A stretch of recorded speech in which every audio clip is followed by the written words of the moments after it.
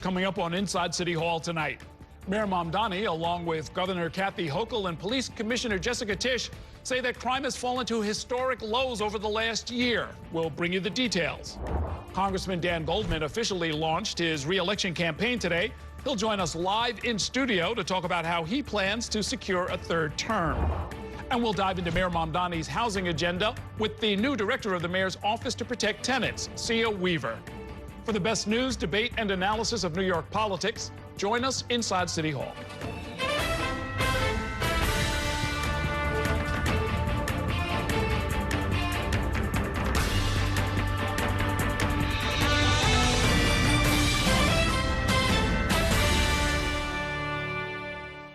Good evening. Welcome to Inside City Hall for Tuesday, January 6, 2026. I'm Errol Lewis.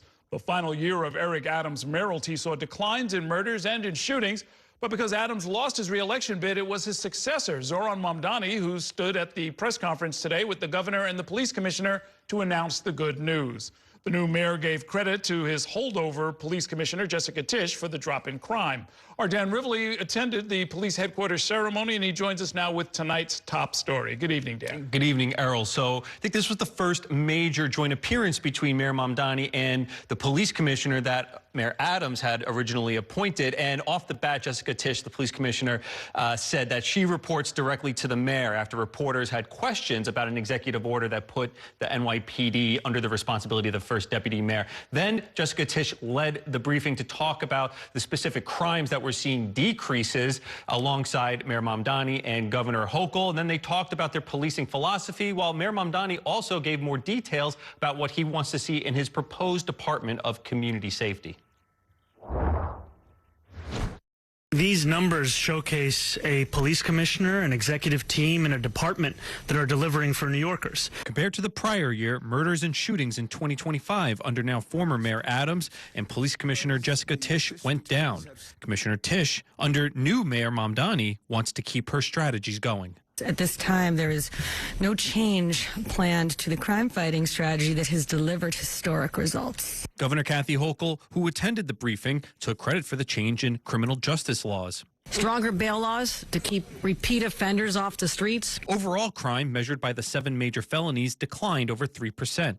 The number of people murdered last year, 305, was a 20% decrease from the prior year. That's 77 fewer people killed. There was a 10% decrease in robberies. Burglaries declined too. There were more felony assaults, attributed to more assaults on cops and other public employees, and domestic violence. On gun violence, Tisch said the numbers fell to the lowest on record. 688 shooting incidents, a 24% decline. 856 shooting victims, a 22% decline. Mamdani had been a critic of the aggressive strategies that defined Adams' approach. His tone and philosophy, as you well know, was pretty more on the offensive side. So hopefully Mayor Mamdani will understand that, and he'll find that sweet spot and keep this thing going. One disagreement on strategy between Tisch and Mamdani, the NYPD's gang database that Mamdani has criticized. That has helped drive our gun violence down. But yes, it also contributed to the gang takedowns that have been so successful this year. The press conference moved on without addressing the conflict. Mamdani also talked about his proposed Department of Community Safety to handle calls about homeless people and mental health crises, issues that are burdening police officers, he said. It is about supplementing as opposed to supplanting the work that the NYPD does. What we are seeing right now is that there are far too many New Yorkers who are, whether experiencing the homelessness crisis or the mental health crisis, who are not being connected to the services that they need. Governor Hochul said she will continue to put state funding behind the overtime for police officers who patrol the subway. Errol. So now, Dan, a lot of the headlines we've been reporting lately involve young people, horrific acts of violence. Did they talk at the press conference about any special strategies to deal with that? They did, and youth violence is one of those trends that are going up. That's the wrong direction. They are seeing more youth people getting a shot, more of the suspects are under 18, more of the victims are under 18, and that is a big issue. And what was interesting is the way Mamdani and Tisch described some of the strategies they want to deal with it. So for Tisch example, she said she wanted to see what can be done with the Department of Probation or looking at ACS, the Administration for Children's Services. Mamdani then jumped on the podium and talked about how he wants to give more options to young New Yorkers, saying often we tell them what not to do instead of what they can do. And when it comes to like quality of life issues, he says he wants to look at what is underlying those misdemeanor crimes and the like. A lot of these strategies the mayor is talking about are going to be in this new Department of Community Safety. Did they talk about how and when that might come online? He says those details are still coming on, but he kind of kept going back to where he wants the scope of it to focus on, which is mental health calls and homelessness. All right. Thanks very much, Stan. Meanwhile, Mayor Mamdani continues his march toward rolling back some of his predecessor's work. Earlier today, he signed 2 more executive orders, one dealing with the city's right to shelter laws and another that seeks to limit solitary confinement in the city's jails. Our Kelly Mena joins us now with the details. Good evening, Kelly. Good evening, Errol. And part of those executive orders will roll back some of the work that previous Mayor Eric Adams put into place. Specifically, Mamdani said earlier today that the conditions at Rikers Island are troubling, and he has a plan to fix it by implementing existing laws. In signing one of those executive orders earlier today, he directed the Law and Correction Departments to come up with a plan in 45 days to implement the city's solitary confinement ban. At an unrelated press conference earlier today, here's what he had to say about that order. This requires us to develop a plan not only with our local partners, but also our federal partners to ensure that we can live up to the law that was passed here in this city and finally start to showcase our ability to deliver safety and justice in tandem.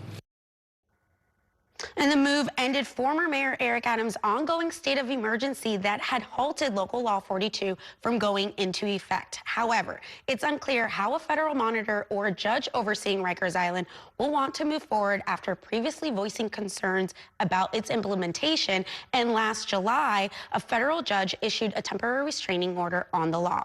The head of the Corrections Officers Benevolent Union, in response, said in part, "Solitary confinement hasn't existed in our jails in decades. No inmate is locked in a cell for 24 hours straight. We use punitive segregation exclusively for those inmates who have assaulted correction officers and nonviolent inmates." He goes on to say, "I urge Mayor Mamdani to tour the jails with me, speak to our officers, and see firsthand the dangers my members face every day before allowing the emergency order to expire. The lives of everyone in our facilities is at stake." Separately, Mayor Mamdani also signed an executive order dealing with the right to shelter laws here in the city, restoring them back to their normal levels. Mayor Eric Adams had previously made changes and had a settlement with the city over this amid the migrant crisis, changing some rules when it came to space limitations and other shelter requirements as the city saw an influx of asylum seekers for over 2 years. That order takes effect immediately, Errol. So now, without getting into the semantics of whether we have punitive segregation or solitary confinement, which amount to the same thing, the idea, it seems here, is to limit its use, meaning it won't be 23 hours, but it also will be used in a way that accords with the law, which says you have to do it for a certain amount of time and then allow for some relief from solitary confinement. That's right. And I think, obviously, Mayor Mamdani has a very different view of going about the criminal justice system and incarcerated individuals than Mayor Eric Adams. And I think he has a very different view from the unions. And he thinks that what the city is doing right now is obviously not working, especially when you think about this receivership that could potentially happen. And there must be a different way of going about it. He's said this even when he was on the campaign, that he has this more, I would say, case by case, maybe view from those who have been impacted by the system versus those that are running the system. Okay, thanks very much, Kelly. It is time now for a break. Coming up, we will break down the next steps in the legal case against ousted Venezuelan leader Nicolas Maduro. We'll also take a closer look at the conditions inside the Metropolitan Detention Center in Brooklyn, where he's being held. Stay with us.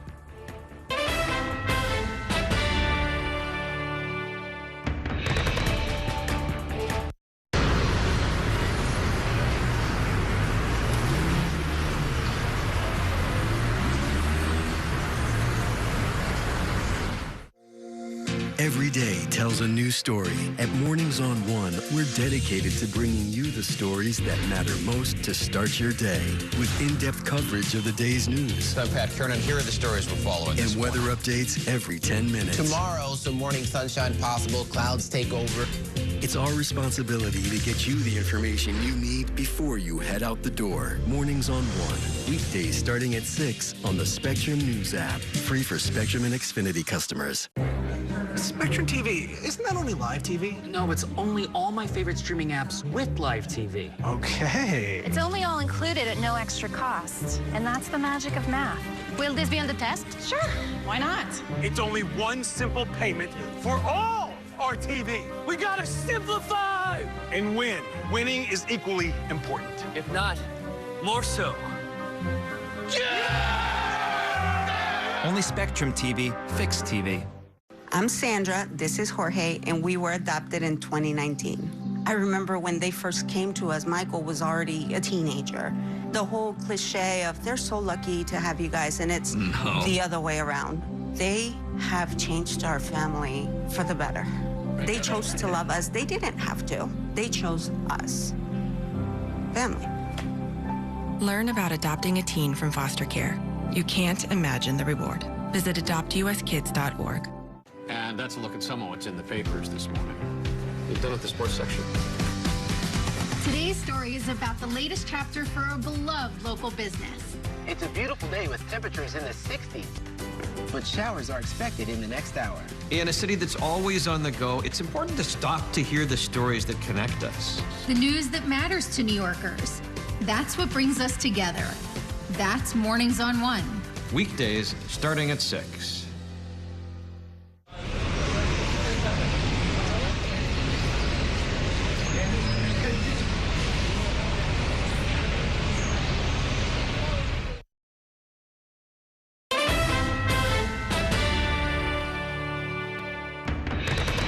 Welcome back to Inside City Hall. While awaiting trial on drug trafficking charges in Lower Manhattan, the deposed Venezuelan leader Nicolas Maduro has turned to a veteran defense attorney who has taken on complex cases in the past. Our Ayanna Harry was in court for Maduro's arraignment yesterday and spent today looking at what comes next in that case. Good evening, Ayanna. Good evening, Errol. This is expected to be a high-profile legal showdown between a prosecutor who has experience bringing narco-terrorism cases and a seasoned defense attorney, as a jury and judge are expected to weigh the fate of a former president. It was brilliant tactically. It was an incredible thing. President Donald Trump Tuesday praising the U.S. military operation in Venezuela as the deposed Venezuelan president and first lady remain locked up in a notorious federal jail in Brooklyn, all after pleading not guilty to drug trafficking charges Monday. If convicted, Nicolas Maduro and Celia Flores both face life sentences in prison. The government is going to have to prove beyond the shadow of a doubt that Nicolás Maduro and his wife were personally involved in the drug trade. That is not going to be an easy task. The prosecution of Maduro is now underway, with senior judge Alvin Hellerstein presiding. In 2023, the 92-year-old judge blocked President Trump's effort to have his hush money case moved to federal court. Assistant U.S. Attorney Kyle Werbisha will present arguments for the government, and Maduro has entrusted his defense to attorney Barry Polak. Polak represented high-profile clients, including WikiLeaks founder Julian Assange. When it comes to defending Maduro, you're going to see aggressive pushback from Maduro on sovereign immunity, and you're going to see aggressive pushback on the extraterritorial reach. Maduro's drug and weapons case is expected to be a lengthy legal process filled with complex questions.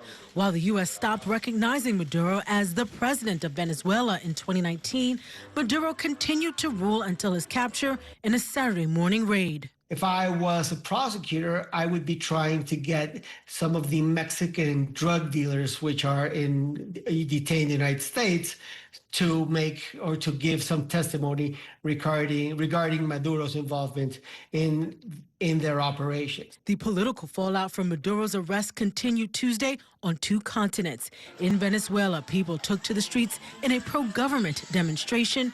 And in Washington, Senate Minority Leader Chuck Schumer sounded off after meeting with top administration officials. How do you enter a country and remove its leader by force without knowing anything about what happens after?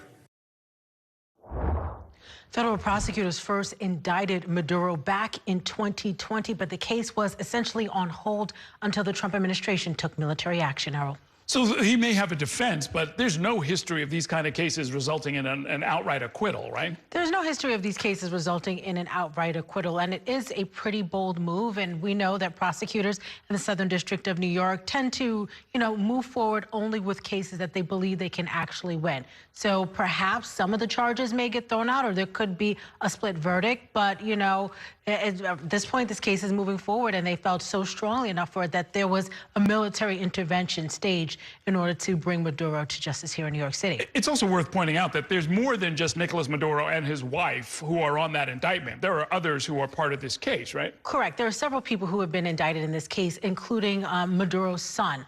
Those people have not been brought into custody at this point. It's just Maduro and his wife. Okay. Thanks very much, Ayanna. For years, infamous alleged criminals have headed to our city's only federal lockup, the Metropolitan Detention Center in Sunset Park out in Brooklyn. The ousted Venezuelan leader, Nicolas Maduro, is now one of those inmates. Our Courtney Gross takes a look at the conditions of the facility, which for years have been plagued with problems. Good evening, Courtney. Good evening, Errol. According to the Bureau of Prisons, there are about 1,400 detainees at the Metropolitan Detention Center in Brooklyn. And for years, like Errol said, lawyers and the detainees inside have told us that the conditions there are horrific. The city's only federal jail got another high-profile occupant on Tuesday.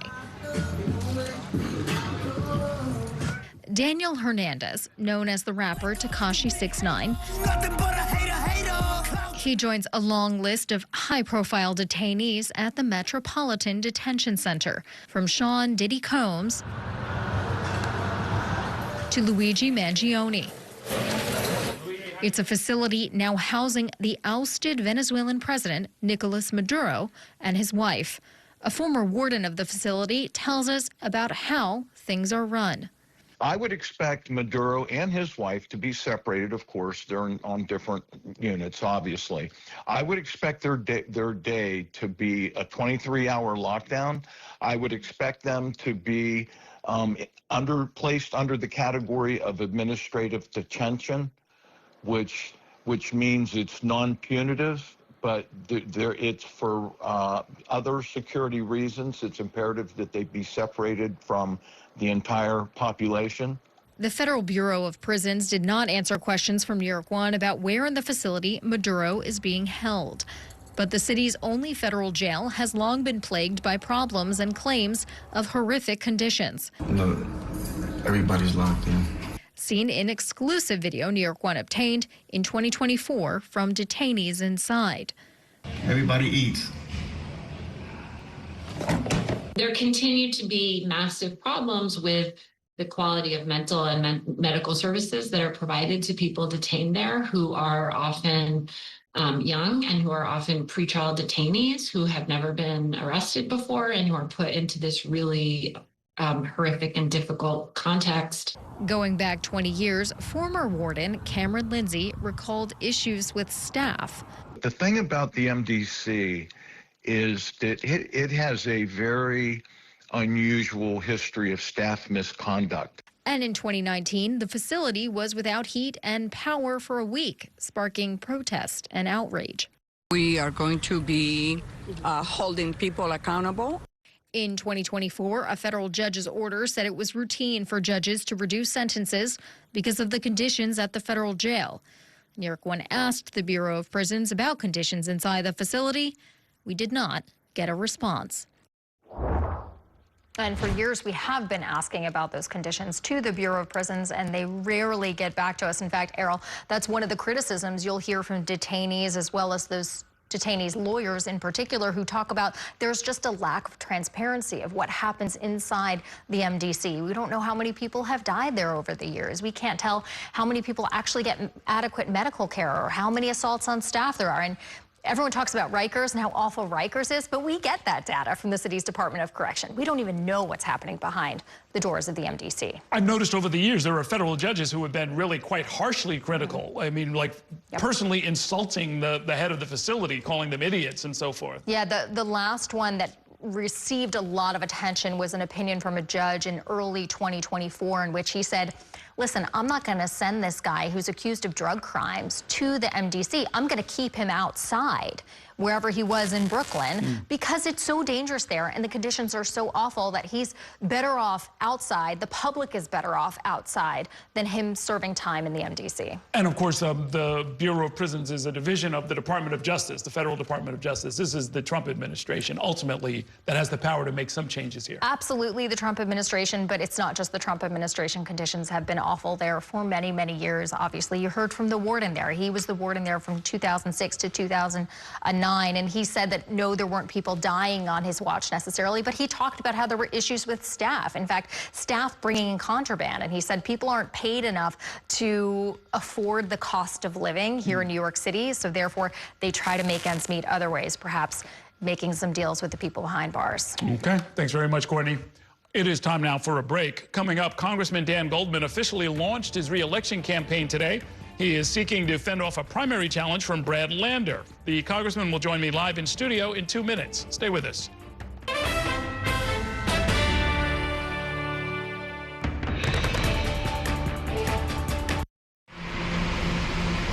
Stand clear of the closing doors, please.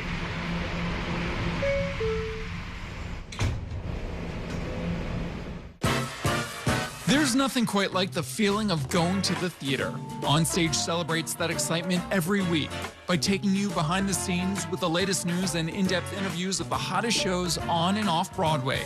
So grab a seat, because this is a show you won't want to miss. Join us every Saturday and Sunday at 7:30 p.m. for Onstage. Onstage is presented by your Tri-State Cadillac dealers. Discover which Cadillac is right for you and elevate your journey. It's only a hike. It's only made possible by Spectrum Business connecting healthcare providers of all sizes. Like hospitals relying on the Spectrum Fiber broadband network with industry-leading reliability. Practices keeping patient data safe with advanced security. Pharmacies accessing records in the cloud without fail. It's tailored connectivity solutions built for life-changing moments. It's only a hike. It's only everything. Spectrum Business. Mom was always organized, but she started forgetting to pay her bills on time. And she'd buy the same gifts over and over. Telling the girls about my Alzheimer's diagnosis was really hard. At first, we had our cries, but then we were like, okay, let's make a plan. Early detection gave us time to adapt together. It's so important for you to think about what you can do and making the most of what you have. If you or your family are noticing changes, it could be Alzheimer's. Talk about seeing a doctor together. From my time growing up in Queens watching New York One to my time reporting here, I've seen how quickly a story can change. At News All Day, we bring you the news as it's happening, from around the boroughs to local government to your neighborhood. Because our city never stops moving. Hi, I'm Shannon Ferry with the day's developing stories. But first, stay up to date and informed with News All Day, weekdays from noon to 4.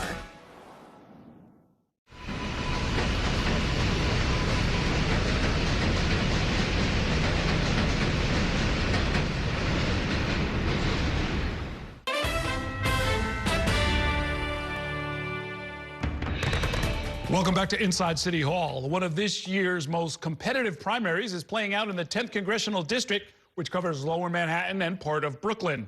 Congressman Dan Goldman is the incumbent. He faces a challenge from former City Controller Brad Lander.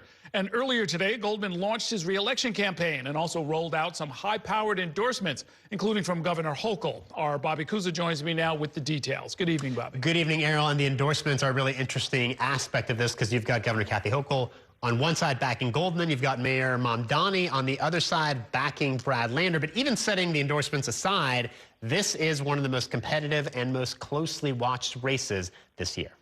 Dan Goldman is in for a battle this primary season. So on Tuesday, he marshaled supporters for a re-election campaign kickoff where the two-term congressman got emotional. It's been 3 years of really good work.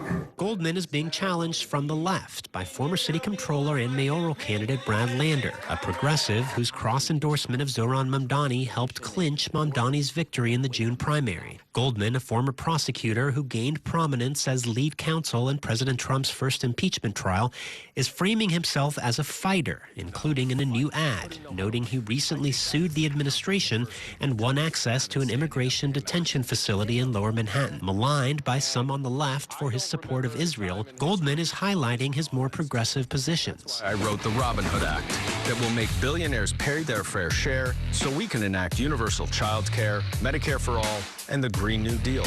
In a statement, Lander took this shot at the incumbent. Heir to the Levi Strauss fortune, Dan Goldman literally chummed it up with Don Jr. on vacation in the Bahamas, praising Trump's Israel policy. Unlike him, I have stood up to Donald Trump and I've won.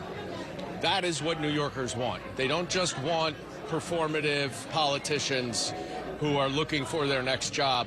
They want people with the experience and the knowledge to get results. Notably, Goldman rolled out endorsements from establishment heavyweights Hakeem Jeffries, the House Minority Leader, and Governor Kathy Hochul, who said in a statement, as the Trump administration drives up costs, rips away health care, and targets New York, the urgency of building a House majority that can stand up for New York families could not be more clear. New Yorkers need experienced fighters in Washington who know how to stand up to abuse of power.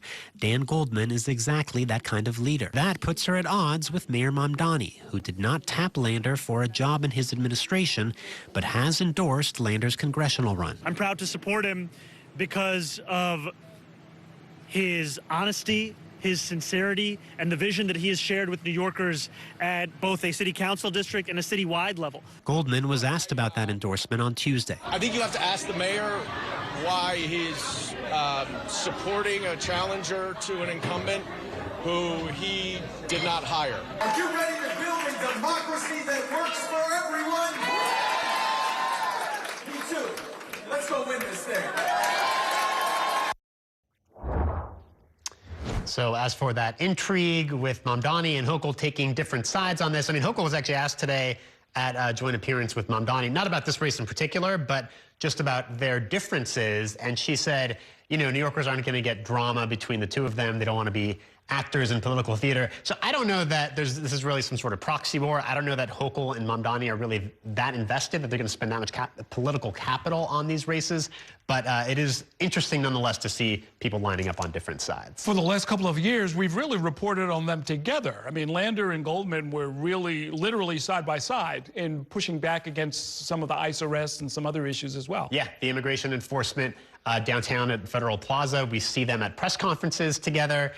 But now they are clearly going to be going head to head, and things got, you know, a little bit negative today. You saw them sniping at each other. So I was initially wondering if this was going to be, you know, one of those very civil races where they express mutual admiration for each other, but I don't really see it going. No, not in this town, Bobby. Thanks very much. We're going to take a short break now, but we're going to keep our focus on this race. Congressman Dan Goldman will be here in 2 minutes to talk about his re-election campaign. Stay with us.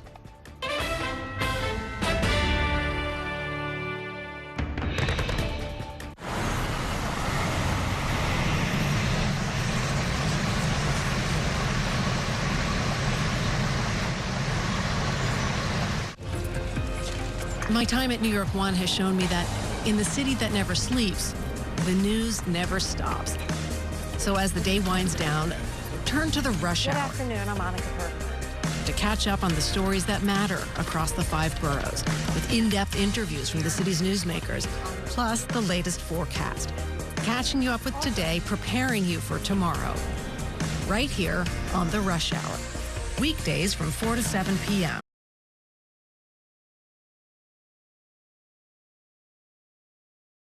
Businesses, instantly serving up orders and inventory on the Spectrum Fiber broadband network. And factories, seamlessly connecting to farmers in the field with tailored solutions that always deliver. It's only a slice, it's only everything. Get your business free fiber-powered internet forever. Call to find out how. I'm Chris Jakovic. I served in the United States Air Force and I deployed 3 times. So in 2017, I was serving as an Air Force First Sergeant. Our motto in that role is my job is people, everyone is my business. But unfortunately in that year, I would lose my own brother, Lance Corporal Adam Jackamack, to suicide. The majority of veteran suicides are from guns. I store my weapons securely, not only for myself, but for my family. My service never stops. At Spectrum Noticias, we recognize that our New York City community is vibrant and diverse. Delivers balanced coverage of the stories that matter in our communities and across the country. Our journalists are based in the neighborhoods we cover, ensuring you get in-depth reporting on what's happening in the places we call home. So join us at Spectrum Noticias. We're always on, always there for you. Now available on your TV. Check your local listings. Also available on the Spectrum News app.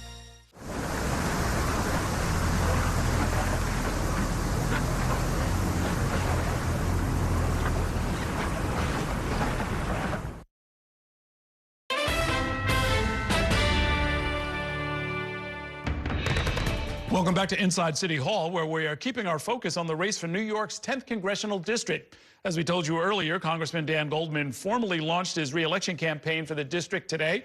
That district spans Lower Manhattan and parts of Brooklyn. You can see there on the map. The two-term Democratic incumbent is facing a primary challenge from former City Controller Brad Lander, who has the backing of Mayor Mamdani. Today, Goldman picked up two major endorsements himself, from Governor Kathy Hochul and from the House Minority Leader Hakeem Jeffries.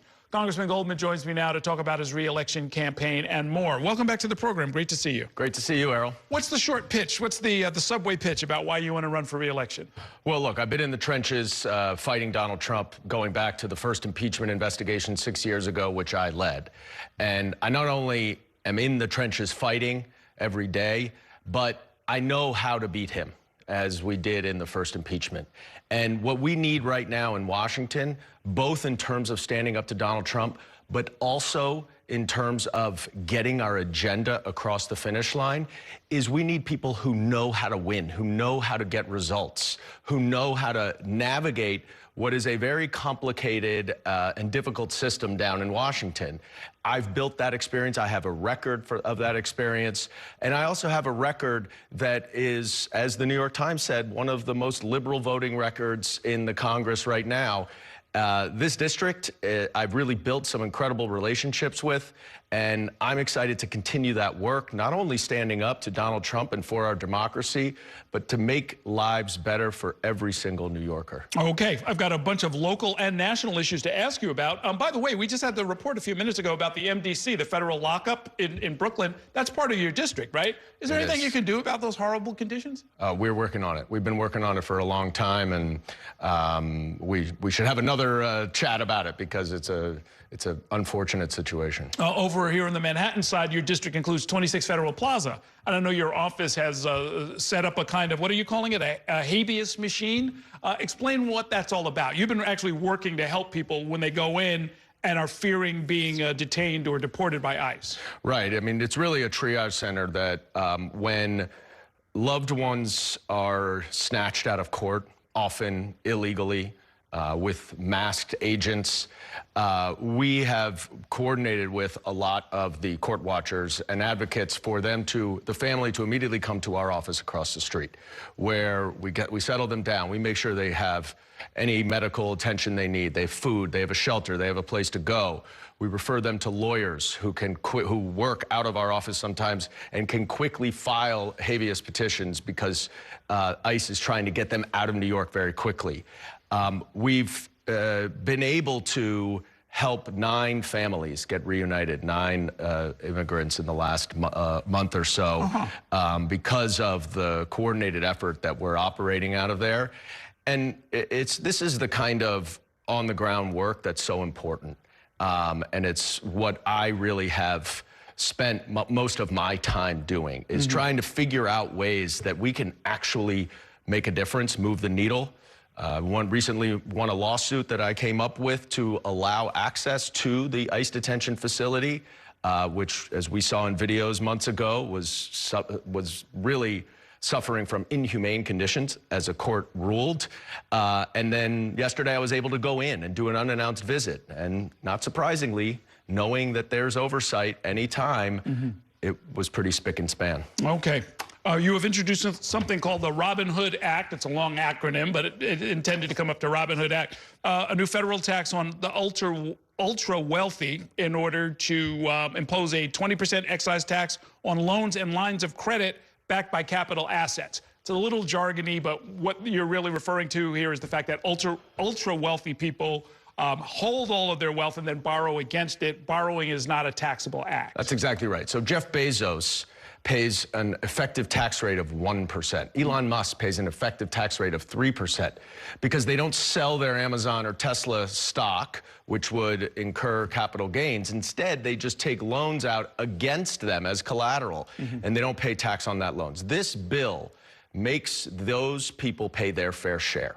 And that's what we have to do. And it will generate almost $30 billion of revenue per year, which would be enough to pay for universal child care for throughout the country and still have some money left over. For a lot of my viewers, all they know, because we keep saying it, is that you're an heir to the Levi Strauss fortune. I'm sure there are some viewers who are saying, hey, look, isn't he part of that class? Doesn't he do the same with his own wealth? Yes, and I would be affected by this. So my taxes would go up. You want to tax yourself? Okay, very interesting. You did not vote for Mayor Mamdani. You instead wrote in Zelnor Myrie on Election Day. Why is that? Well, look, I supported Zellner from the beginning, and I thought he was the combination of exciting, new, progressive energy with real, thoughtful solutions. And I was concerned, and I made those concerns clear to the mayor about making sure that he is taking concrete steps to address the rise in anti-Semitism. And I had so many Jewish constituents come to me and others really concerned about the rise of anti-Semitism and the increasing violence in the name of anti-Semitism. And as mayor, it's his job to protect everybody. But as I said to him after the election, and as I've repeated multiple times, I am aligned with him on his agenda, and I'm eager to work with him to get that done. We share constituents, and we have worked together in the past on the pilot program for free bus fares, and I hope to work with him to make lives better for every New Yorker. Do you believe him when he says he pledges to do whatever is necessary to prevent the spread of anti-Semitism? Look, I hope so. I hope he's right. I had asked for him to show, not just tell, that he takes it very seriously. And I hope that he does continue to support the Office to Combat Anti-Semitism, that he really puts the resources in that, and that he is ahead of the game, not just reacting to what is significant anti-Semitism. And there's a real palpable fear among Jews around the city, which is just not acceptable. As I recall, I believe you were in Tel Aviv on October 7th when the attack happened, and it led to, of course, to the carnage in Gaza.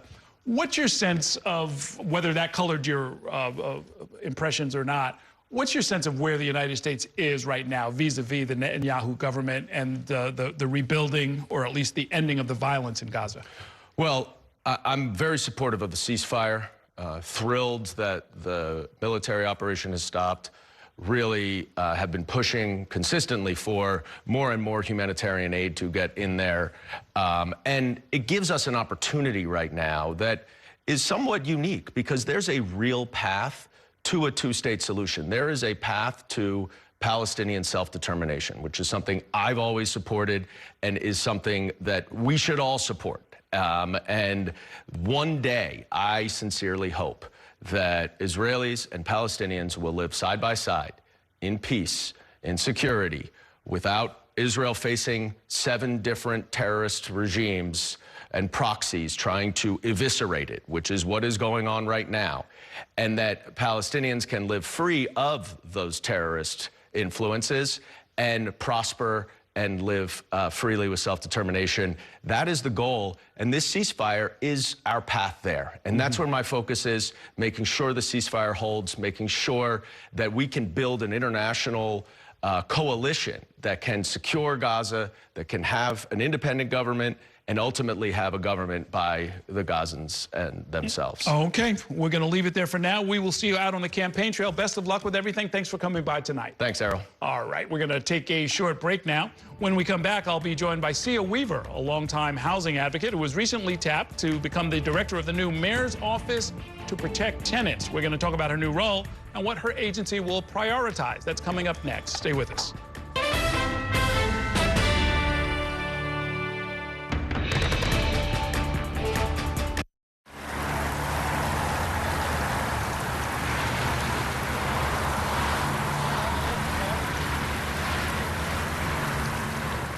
After 30 years of forecasting for New York, I've learned it takes a dedicated team to cover all the weather our city has to offer. As chief meteorologist at New York One, I'm honored to be able to help New Yorkers plan their day. Morning, noon, or night, our team is here to bring you accurate forecasts you can count on, from severe weather updates to our Weather on the Ones. Watch the New York One weather experts with your Weather on the Ones on your TV and on the go with the Spectrum News app. Your entertainment the way you want it. With Spectrum TV, all these streaming apps are included at no extra cost. So you can watch anything. Movies, series, sports, reality, news. Here's a look at today's top stories. Exclusive originals. We await your orders. And even more of your favorites with live TV. Stream across your devices and enjoy anywhere. See you later. Get it all with Spectrum TV. I'm an ex-drug dealer, and I'll be your sub today.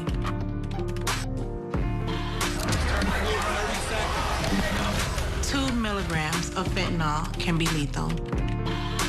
A lethal dose is in here. Who gets it, I won't know.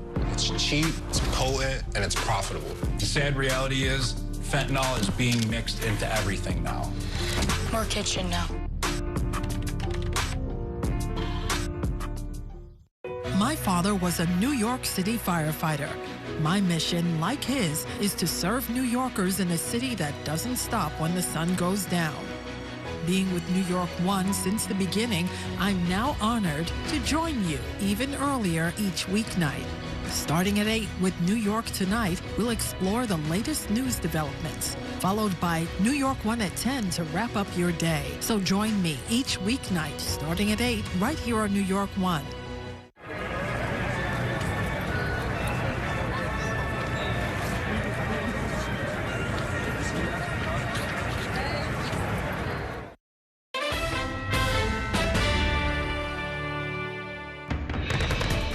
Welcome back to Inside City Hall. Mayor Mamdani has been laser focused on housing policy and tenant protection during this first week in office. He has already signed an executive order that directs city agencies to hold rental rip-off hearings.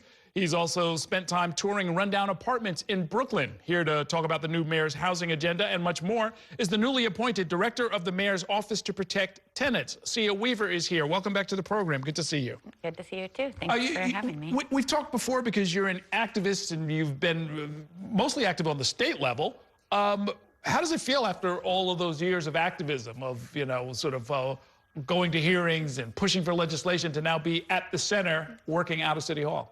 Well, I'm extraordinarily proud to be joining the Mamdani administration. And, you know, as an assembly member, Mamdani shared a lot of our fights for stronger tenant protections and more affordable housing. And so eager to continue to serve in this role alongside him and to fight for the affordability agenda. So far, so good. What's going to happen in the rental rip-off hearings?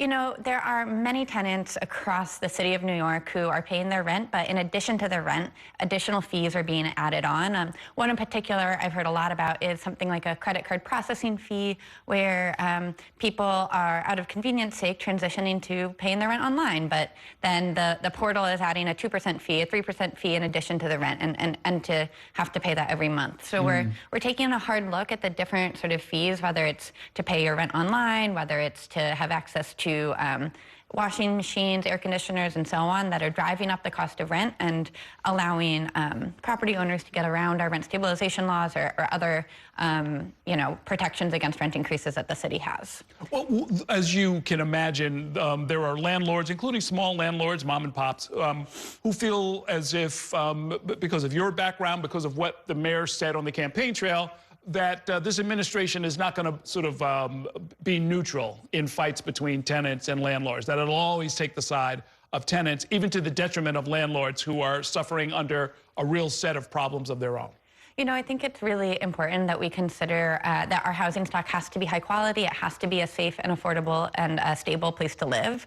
And sometimes that might mean controlling the costs for renters, and it might mean controlling the cost for owners too. I think we're really interested in looking at some of the things that are driving up the costs of operating housing, like insurance costs, like property taxes, and what are the things that we can do to actually both ensure the housing is high quality, that it is able to make capital investments in the property, and that tenants can afford to live. I think we can do that without compromising on the affordability agenda. I mean, one example actually would be the credit card processing fees, right? I mean, that's MasterCard and Visa. That's what they charge for you to run through their systems.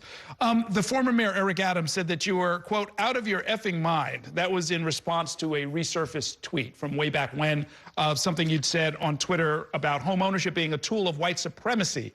I wanted to give you a chance to respond. You're not out of your mind, right? I don't think I'm out of my mind. Okay. You know, I think that some of those things are certainly not how I would say things today, and are regretful.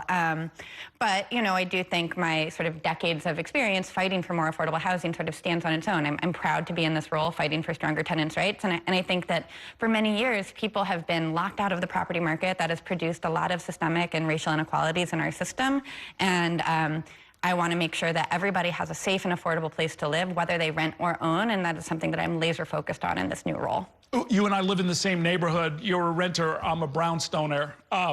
There are a lot. We don't rent out anything, but but homeowners are dealing with a lot of different problems. Is any part of your portfolio going to look at the expenses that just plain old non-landlord homeowners have to go through? You know, absolutely. I think there's a lot of common ground between renters and owners in the housing platform that we hope to dig in on in the next few weeks. You know, I think something that the mayor has talked about a lot is property tax reform, which I think is certainly driving up the costs for renters and for some owners in the city as well. A lot of the tweets that are also drawing old tweets that are drawing some comment are in one you say you're supportive of a, quote, no more white men in office platform. And then in another you say impoverish the white middle class.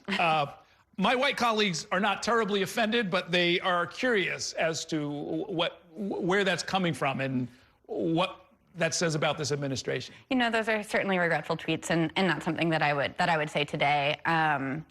Honestly, I think that what is important is that we have an administration that is focused on equity and affordability for all New Yorkers. Okay, well, these were brought to the attention of the mayor, and he did have a response. Let's take a look at that. We made the decision to have C.O. Weaver serve as our executive director for the mayor's office to protect tenants, to build on the work that she has done to protect tenants across the city, and we're already seeing the results of that work. So thank you, guys. Okay, so the mayor's with you. Let's talk about Pinnacle. This is something that just developed in the last few days. Pinnacle is a large real estate group. They recently declared bankruptcy. Among other things, what they did was load up on a lot of debt. They bought, with eyes wide open, I believe, a bunch of rent-stabilized apartments, over 5,000 of them. They couldn't make the numbers work. They ended up declaring bankruptcy. That leaves the tenants in a very precarious place. What's the administration's approach to that going to be? So yesterday evening, we intervened in the bankruptcy proceeding, asking the judge for a 30-day adjournment in order for the city to take a hard look at the conditions that are in the building, as well as a plan that has been put forth by the top bidder, because we want to ensure that whoever is taking on this portfolio is able to comply with both rent stabilization laws as well as the housing maintenance code. Pinnacle has a long track record of sort of harassing tenants out of their homes and disinvesting in their buildings. Going back to 2011, there was a judgment against them for unlawfully pressuring tenants to leave their homes. And so we know that these buildings are in bad condition. The mayor saw it firsthand on Inauguration Day. And we want to make sure that whatever happens to this portfolio, housing quality is front and center. Not speaking about the entire portfolio, but I'm sure you're aware that there are buildings that are out there. They're called zombie buildings, where the rent roll, in part because of rent stabilization, is never, ever going to reach the level of financial strength to provide the needed repairs and run the place in a state of good repair. You know, I think that I think it's important that we make sure that rent stabilization is protected for the merits that it has, which is keeping people in their homes, providing safe and predictable rent increases for tenants, and ensuring that people have stability over generations. Rent stabilization is in many ways the largest affordable housing program that our city has, and it's important that we protect it. We need to take a hard look at where there may be distress that needs to be addressed, but it's important that we not legislate around these outliers. I don't think anyone really knows right now just how many apartments are vacant. The numbers vary wildly, and so we're very eager to sort of really dig into that question in the coming weeks and to try to develop an appropriate policy solution that is right-sized to the scope of the problem. But you've seen some of the reports, though. I mean, the Apartment Association has put them out where, you know, again, not looking at the entire program, but like sort of, you know, pulling out a building and saying, like, look, here's 150 units, this is the rent roll, these are the financial constraints that it operates under, this is a building that will never work under rent stabilization. What's that fundamental question? How's that going to be handled by your administration? You know, I think rent stabilization is important for the stability that it provides, and the reality is that tenants' incomes are not going up. So we need to start with the fact that changing the rent stabilization laws doesn't solve a problem if tenants can't pay their rent increase. So then what do? I think we need to take a hard look at what are some of the other operating costs, and do we have levers there to sort of reduce the prices that people are forced to pay to sort of operate buildings that maybe the city could solve with some policy change. Is it possible that the city will end up taking over some of these buildings? You know, I think it's not really way too soon to say. Okay. We will keep an eye on all of this stuff. Thanks so much for coming by. Great talking with you. Thank you so much. All right, we're going to take a short break now. When we come back, we'll talk about major changes at the Centers for Disease Control and Prevention. The childhood vaccine schedule has been altered. We'll tell you all about it in 2 minutes. Stay with us.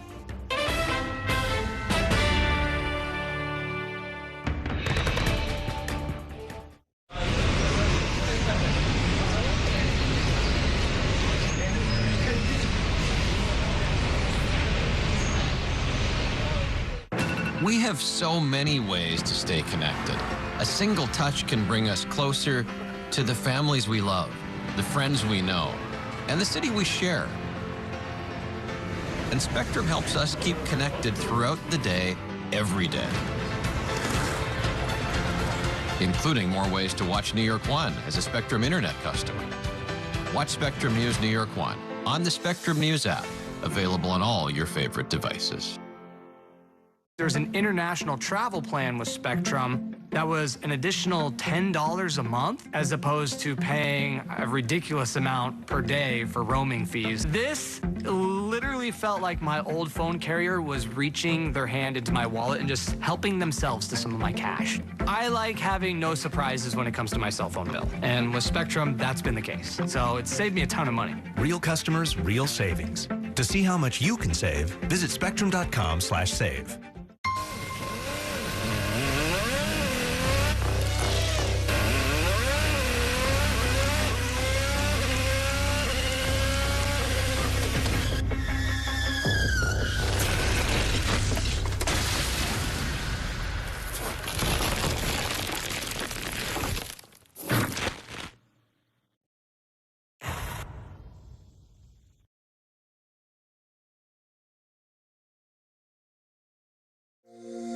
Every day tells a new story. At Mornings on One, we're dedicated to bringing you the stories that matter most to start your day. With in-depth coverage of the day's news. I'm Pat Kernan. Here are the stories we're following. And weather updates every 10 minutes. Tomorrow, some morning sunshine possible. Clouds take over. It's our responsibility to get you the information you need before you head out the door. Mornings on One. Weekdays starting at 6 on the Spectrum News app. Free for Spectrum and Xfinity customers. Stand clear of the closing doors, please.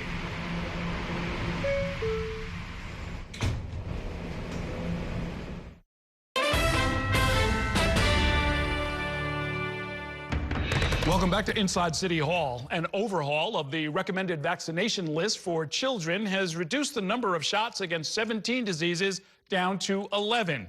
On the new schedule, vaccines that had previously been recommended for all children, such as those for rotavirus, hepatitis A and B, meningitis, and seasonal flu, have now been left off the guidance from the Centers for Disease Control and Prevention. That's at the national level. Here in the state of New York, however, the state has not announced any changes to the vaccine requirements for kids to go to school. Our Alyssa Palicelli got reaction to the news from parents of young children in Astoria. Dumb. That is how one Queens parent described the Centers for Disease Control and Prevention's changes to the list of recommended immunizations for children. I think that we still need to vaccinate our kids for herd immunity. We live in New York City. There's visitors from all over, but vaccines are still equally as important as they were yesterday. After President Donald Trump directed the Secretary of Health and Human Services and the acting director of the CDC to review the childhood vaccination schedule, the guidance has changed. The CDC says it examined and reviewed the recommendations of 20 other nations with different health systems. The review found the U.S. is a global outlier among developed nations in both the number of diseases addressed in its routine childhood vaccination schedule and the total number of recommended doses, but still does not have higher vaccination rates than such countries. The new official recommendation from the federal government now reduces the number of shots routinely recommended for all children from 17 to 11. The 6 dropped vaccines include hepatitis A and B, meningitis, dengue, seasonal flu, and rotavirus. I think it's just the parents' decision to do their research and to make the best choice for their child, and I think that's vaccinating for all these things. The shots for the diseases removed from the list will only be recommended for those at high risk or after consultation with the healthcare provider. According to the Trump administration, vaccines no longer recommended will still be available to parents wanting them for their children, and insurance will still provide coverage. But local doctors say the policy changes puts the health of children at risk. By relying on a group of individuals with no medical background who are now proposing to change your child's medical care, I would like families to pause and think and say, who's the right expert to ask these questions of? And it is your child's pediatrician. In a statement on the change, acting director of the CDC, Jim O'Neill, said, quote, the data supports a more focused schedule that protects children from the most serious infectious diseases while improving clarity, adherence, and public confidence. I feel lucky to live in New York because I think that we spend a lot more money, time, and resources on things, so I would trust what the state says. But I could imagine other parents in other states, have difficulty with that. But you have to do your research. You have to talk to your pediatrician. It is up to the states to determine which vaccinations are required for children to attend school. In the past, states have turned to the federal government for guidance on those decisions. But in recent years, some states have said they are turning to their own alliances, their own research to make those determinations. In Queens, Alyssa Palicelli, New York 1. That's going to do it for tonight's show. Thanks so much for watching and have a great evening. We'll see you next time inside City Hall.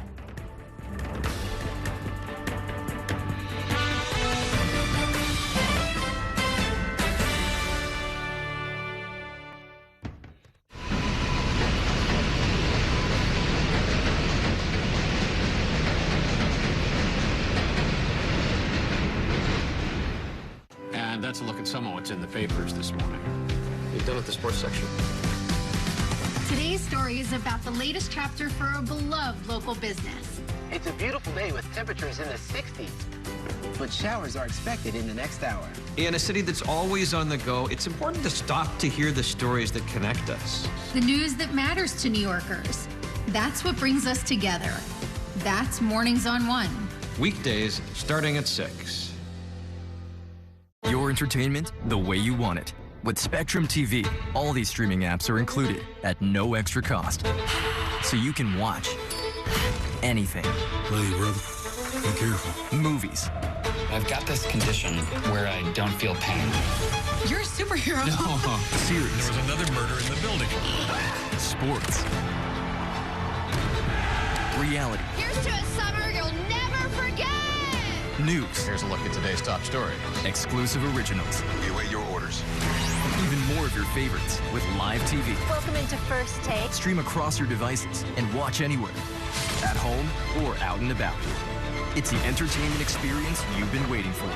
Streaming apps included at no extra cost. Who's got that pal? Get a good look. With live TV and on demand.